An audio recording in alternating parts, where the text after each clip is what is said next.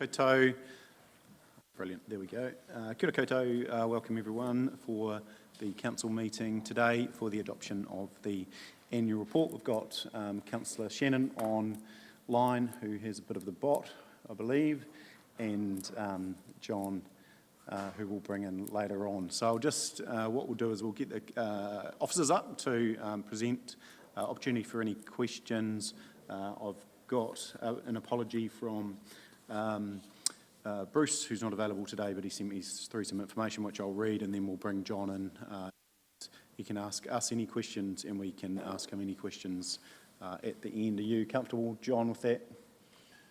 Yes, I am. Thanks. Brilliant. Thank you. So go to the report now. Apologies outside of Bruce. We might just record Bruce Robertson as an apology. Yeah, I'll move that. Can I have a seconder? Councillor Booth. Thank you. Put the motion. All those in favour, please say aye. Brilliant. No public forum. Any conflicts? No. Thank you. Report. So I'll ask Andrea to pop up and discuss the annual report. And Paul, thank you.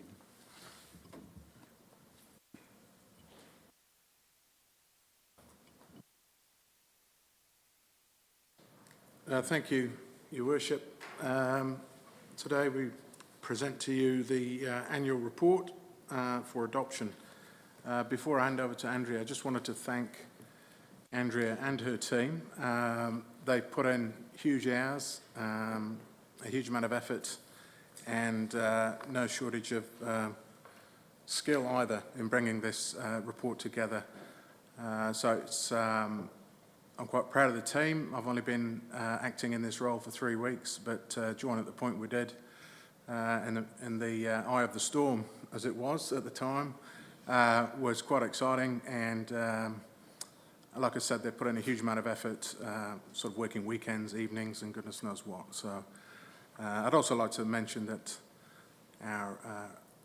the way we worked with Audit New Zealand this year was quite constructive, and I'd like to thank John Mackey for that as well. But I'll hand over to Andrea to speak to the report and answer any questions.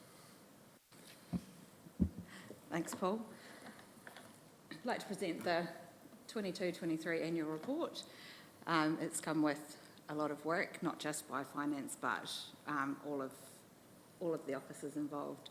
It takes a lot of work to put together essentially the first 100 pages, which is essentially the business side of it, and then obviously the back financial 100 pages that Martin's responsible for. I'd just like to essentially let you know that at the year end there was a $16.6 million deficit. $9 million of that is tied up with depreciation. We've had 3 revaluations in the last 3 years. Significant ones. In 2021 there was $291 million, 21-22 $371 million, and this year we only put through a revaluation and an indices update for water of another $55 million. Of that, in the LTP, we'd only forecast to do a revaluation in 22-23, and that was only $13.9 million. So there was a lot of work associated with those. Some of the other cost escalations that are outside our control, we also couldn't predict the interest rate hikes that have happened over the last couple of years, and the carbon credit value also decreased towards year end when we had to value them. So even though we had purchased some at a lower value, we had some that we'd purchased at the higher value when we originally bought them. So we've had to essentially revalue those down by $2 million. The flip side of that, we had $6 million worth of vested assets. So that's something that we don't budget for either, and depending on the year determines the number of vested assets that we have. That is essentially all. Okay, brilliant. And I guess one real positive, and you know, you can take that a million different ways, but it does actually set the platform for moving into the LTP and our considerations. We know exactly where we are, which is fantastic. What I might do before I go to questions is I'll just read the email that I received from Bruce Robertson, who would normally speak to this himself.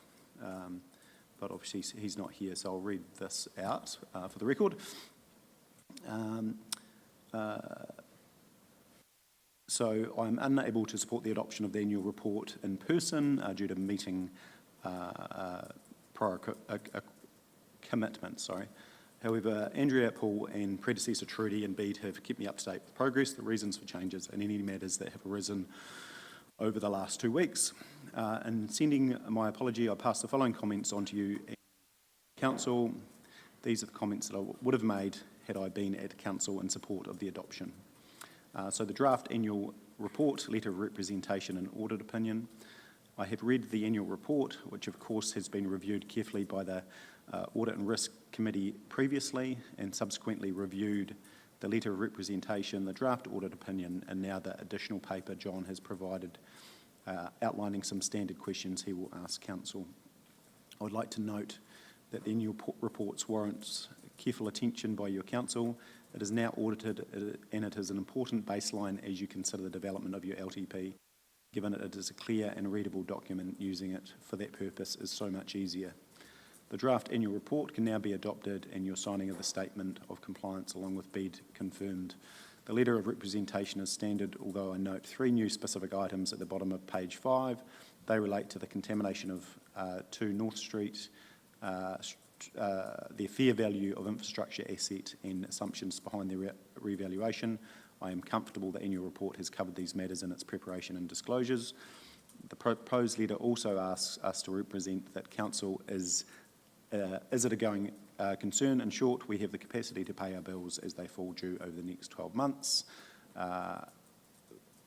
through to November 23. I am comfortable we have no issue with with Council being a going concern. Lastly, I note their unadjusted errors have been listed in the schedule to the letter. I concur that these non-adjustments are not material and would not affect the reader of the financial statements. Consequently, I am comfortable with the representations and recommend that you and Bede sign the letter of representation. And just some concluding comments. I'm deeply grateful for the work Andrea and her team. John has noted the challenge of a late sign-off to the 21-22 annual report, while at the same time Andrea and her team had to deal with finalising and having the current annual report audited within the compressed time frame of 4 months since balance date. The commitment of her team, and I would also like to highlight her own personal commitment to clearing the annual report, has been very.